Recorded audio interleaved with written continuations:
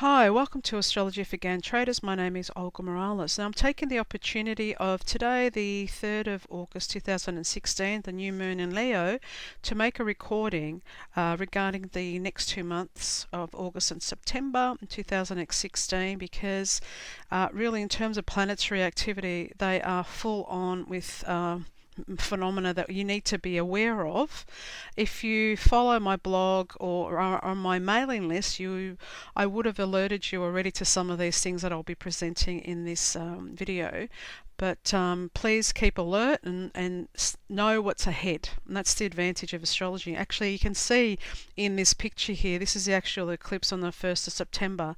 We can see all this red energy in here because these are hard aspects if you're new to astrology. And hard aspects mean the planets are either, well, these in particular here, an opposition, that's the eclipse with Neptune, but then a square with Mars and Saturn. And these two here are known as the most difficult planets in the coming together, the malefics they're known as. So we need to be aware of what's going on. So let's get started. The first thing I want to point out is the Mars reaches its maximum south declination in August, September and into October. So we need to know about this. It's a different type of phenomena in terms of planetary declination. Not many astrologers actually work with it, so you need to be aware of this as well. So let's have a look at what all that means. If we go to, basically Mars is out of bounds. He goes out of bounds on the 8th of August and it's all the way until the 30th of October.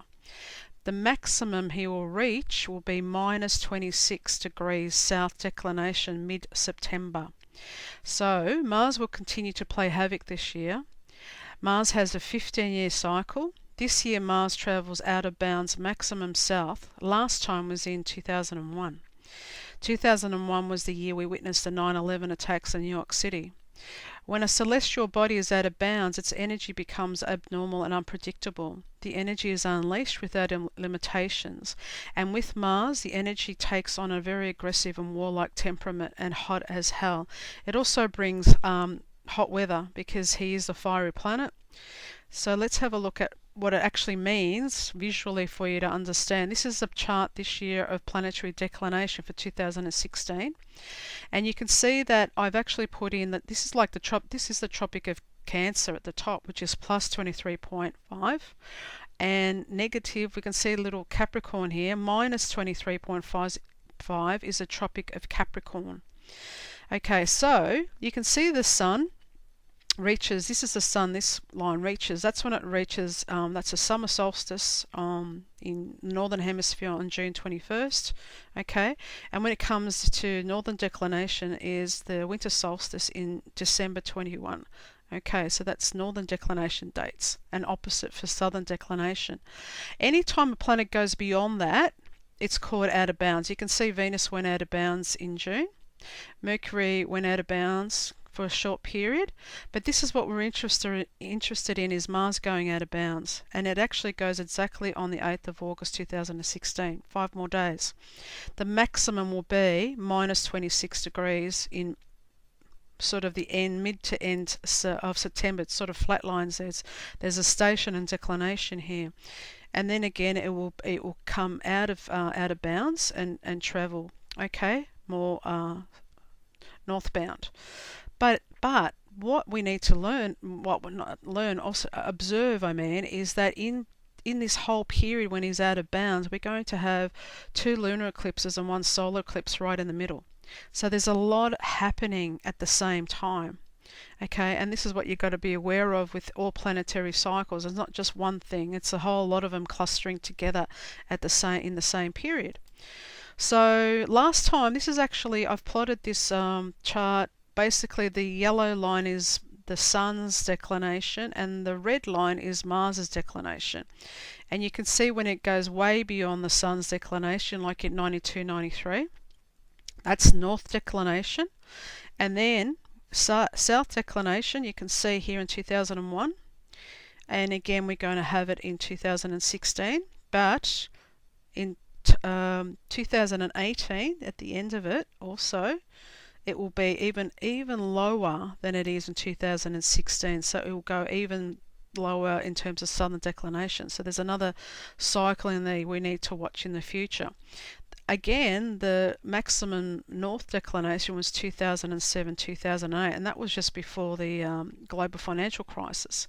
Okay, so these were the lows are at, as well in the markets, and the 9/11, and this is a period now.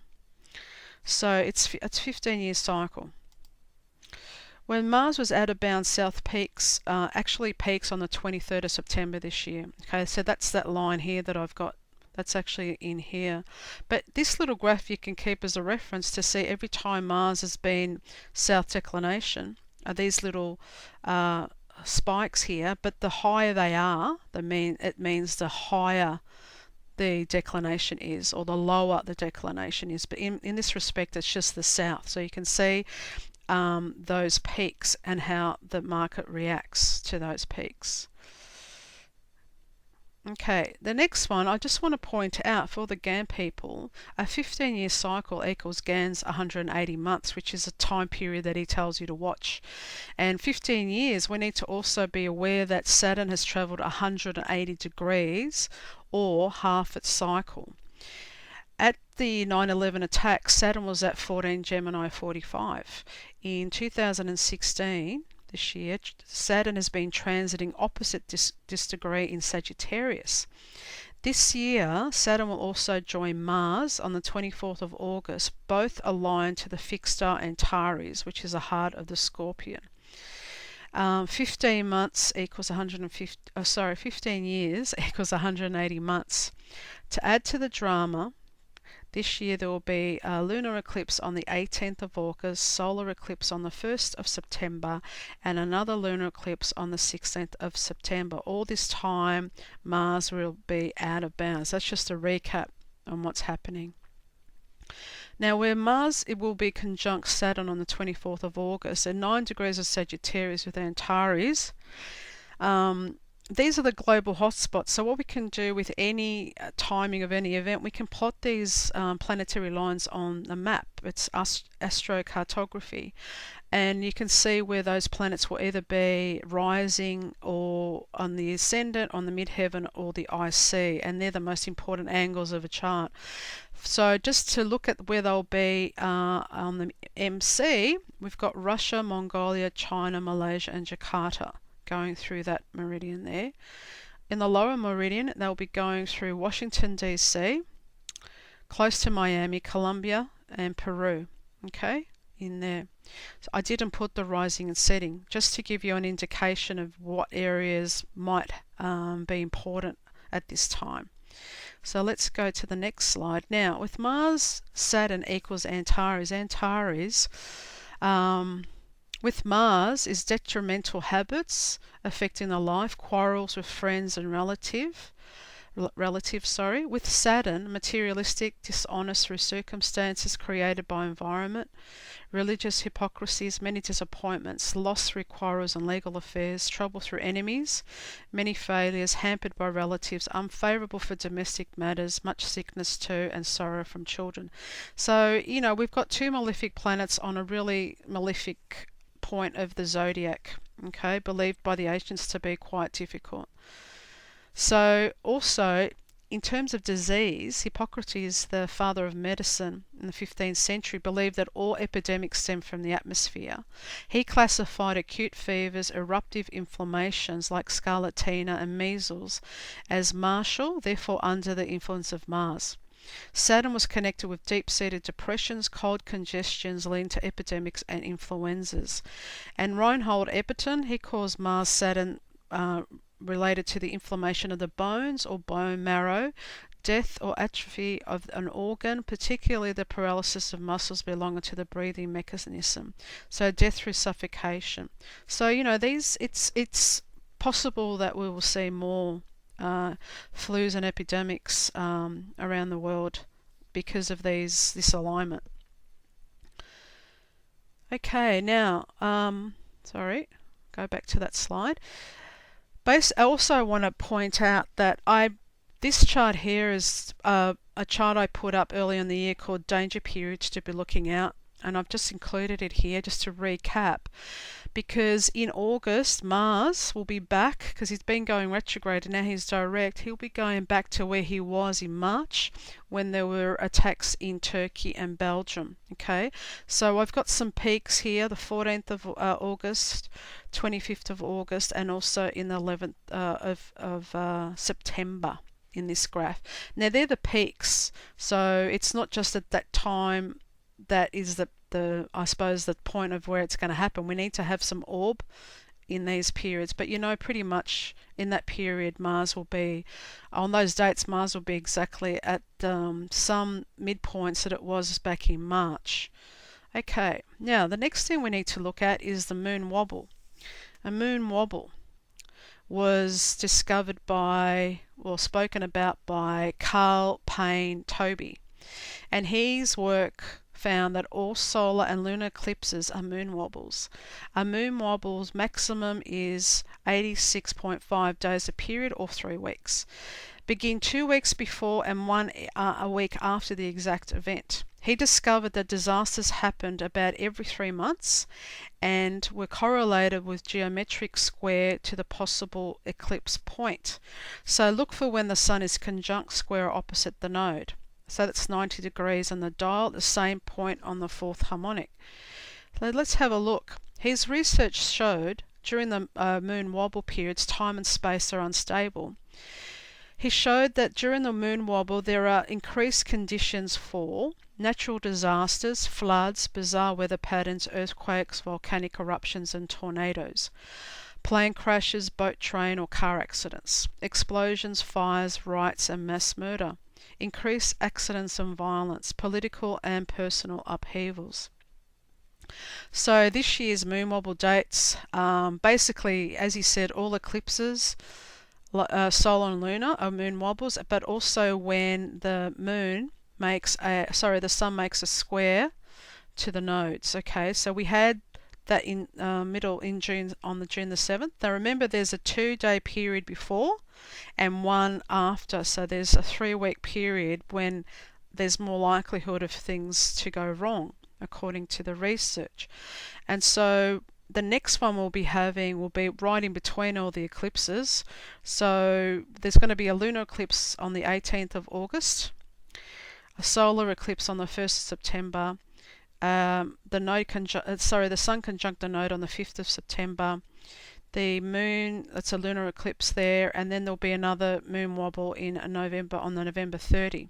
So these are things you need to be watching as well. Okay, now this is the best way to have a look at what the moon wobble actually looks like. If you plot your lunar node on a graph, you will see that while it's moving during the times of eclipses, you can see that its actual movement is quite staggered. You know, there's a lot of gyrations between the sun, moon and the earth reflected in the position of the nodes. So you can see how it goes direct, retrograde. So it's all that period is what the moon wobble is about. So this is the one in March, February, March area, and April. And now we're coming into here. We're right in here now when the node's going to start making funny movements, and that's when we know the moon wobble's in effect. Okay, so now this is the exciting part for me, being a Gann person. It's actually going to be exactly 84 years since the solar eclipse in 1932, which is the last page of Tunnel Thru the Air. And you can see that eclipse happened on August 31, and the one this year has actually happened on September 1st. So it's exactly 84 years since Gann was writing Tunnel Thru the Air. And I mean, the highlight of his book was this eclipse at the end. So the degree for in 1932 was 8 degrees of Virgo, and the one we're going to be having on the 1st of September is 9 degrees of Virgo. So it's 1 degree difference. So this is the actual eclipse from 1932. Sorry, that should be 1932 there. You can see how it was visible over New York, and that was the ending of the book. Okay, so it must be important, obviously. So let's have a look. What I've done here, I've put the eclipse from Tunnel Thru the Air in 1932 on the inner wheel, And I've put the one that we're going to have on September the 1st, again plotted for New York. What the amazing thing is, 84 years is also 1,008 months. Now that number is really quite important, especially if you've read my book, Dawn of the Seventh Day.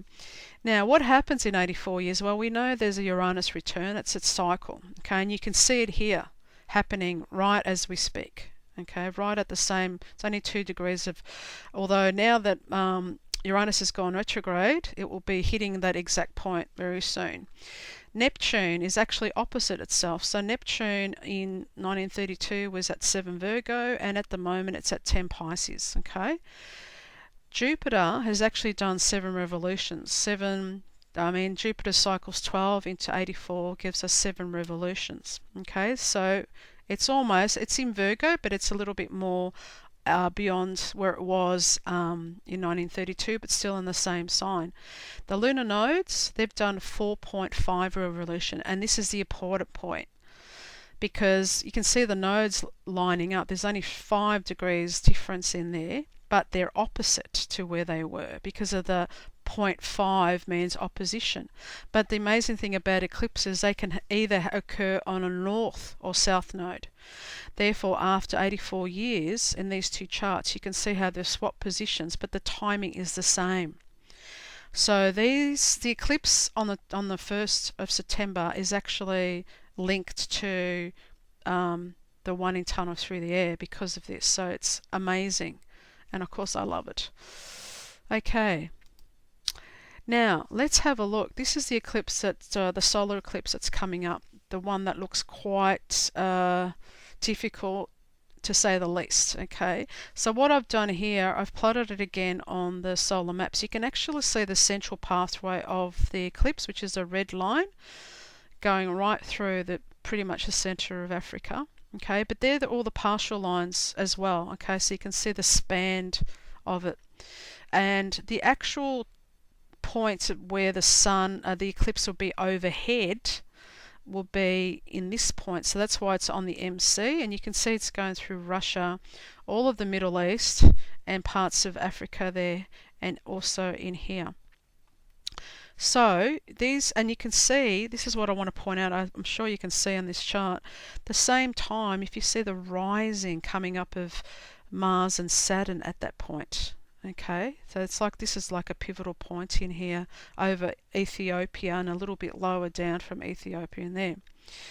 The other thing is, if we go to see where the Saturn and Mars are overhead, you can see them going through parts of Japan, above, well, that's Papua New Guinea, and all over Australia actually, Northern Territory, right down in here. And you can also see that over Tokyo, the eclipse will be rising over Tokyo, declining over Tokyo on the descender because it's dark. Okay, so these are their pivots, that's why I've put them there. And in terms of where it's happening on this point, it will be through the Pacific. There'll be little islands in that area there.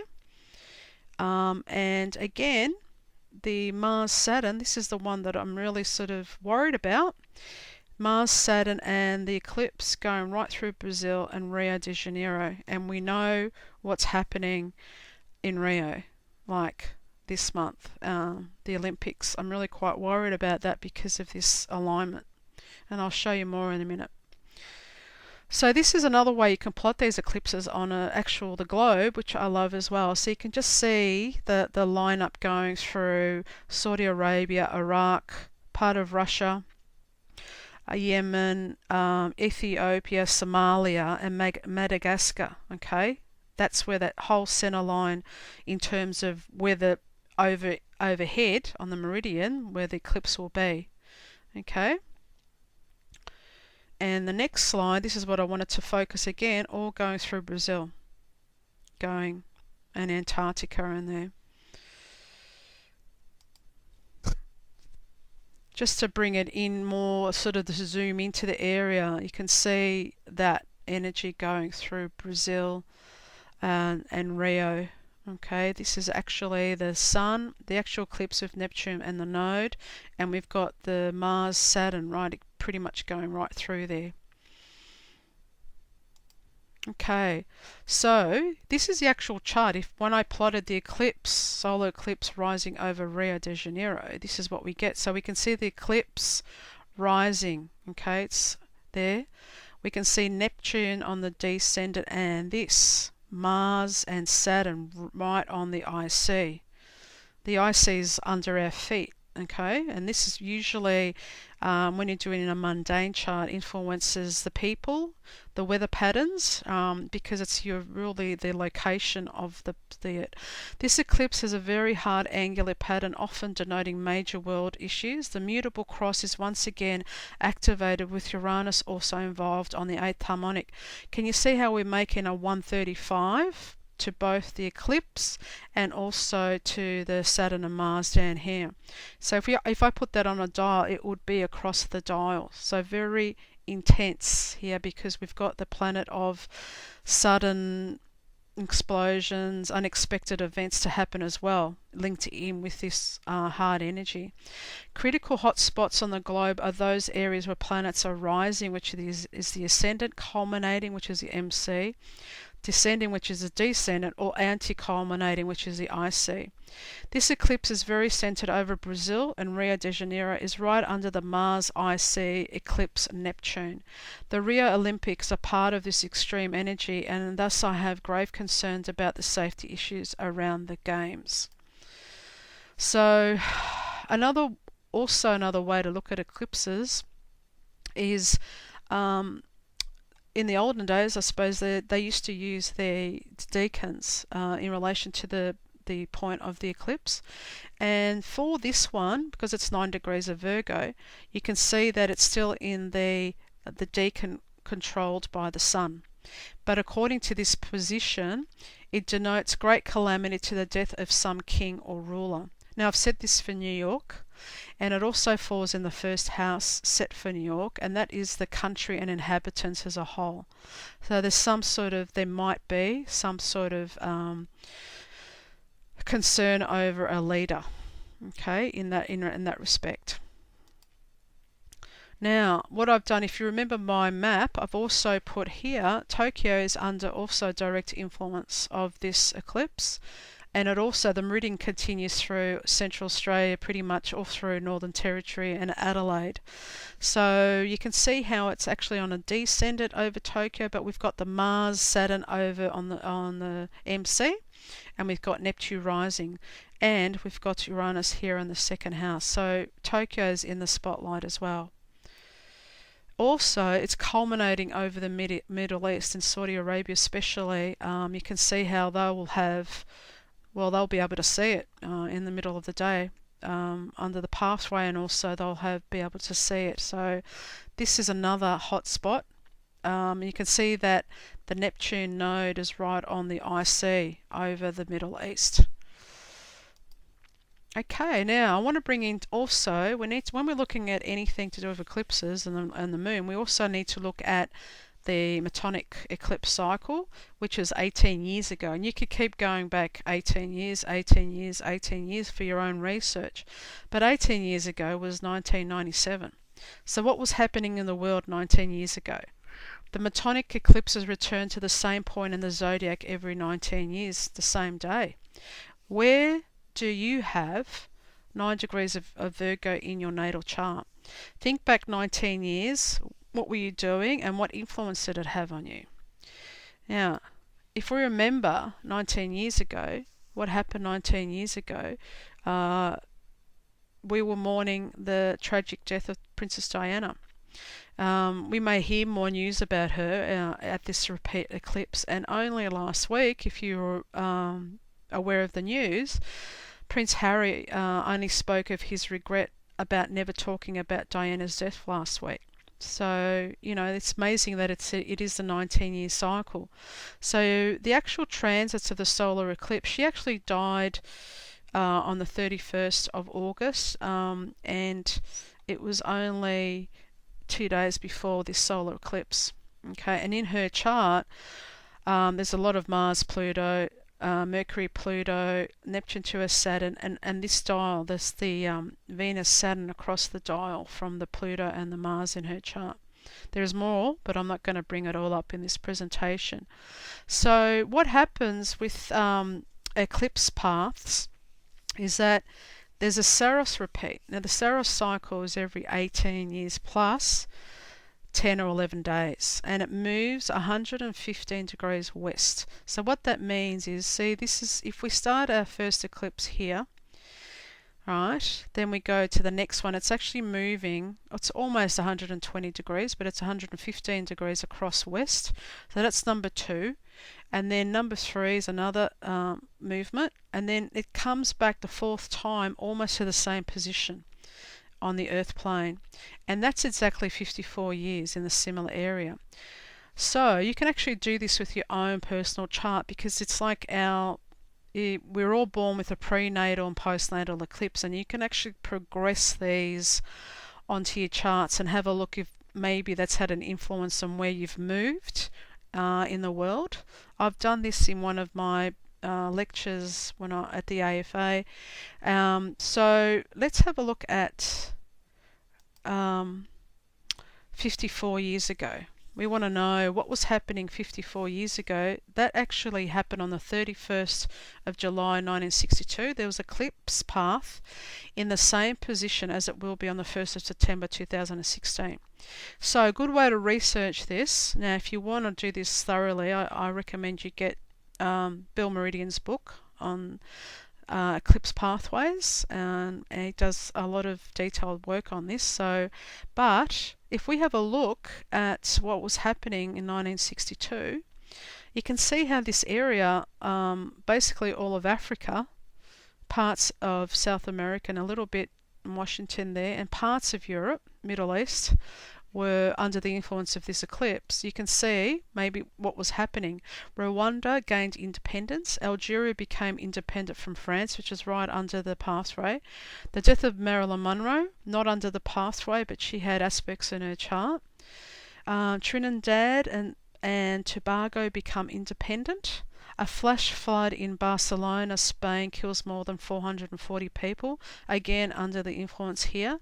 And the beginning of the Cuban Missile Crisis in Cuba, it's right like the beginning of the eclipse in here in terms of the meridian. Okay, now there are obviously more world events, but notice how the areas under the pathway are highlighted. We may hear more news about these areas again, so keep an eye out. Okay, now also we need to look at, I found this eclipse in 1960 over Chile, which is very similar to what we're having on the 1st of September, but the eclipse pattern was more on the was more on the Chile part and Peru part, whereas the one we're having now is going to be going over the Rio de Janeiro part. Okay, but still in South America. Now this one was the year that the Great Chilean Earthquake, which reached 9.2 on the Richter scale, leading to huge tsunamis, even reaching Australia, if you want to research it. Similarities between these two eclipses. So I'm just highlighting that for reference for your own research if you want to look at it a bit more. So that's the end of my presentation. I've put in as much as I can in a short amount of time. I will have the slides from these recording up on my blog, which is here at this link. If you've never listened to me on YouTube, that's my YouTube channel. I've got lots of free videos on there. I've actually joined Twitter now. That's I'm AstroGann33, and my Facebook page is Astrology for Gann Traders on Facebook. So thank you for listening.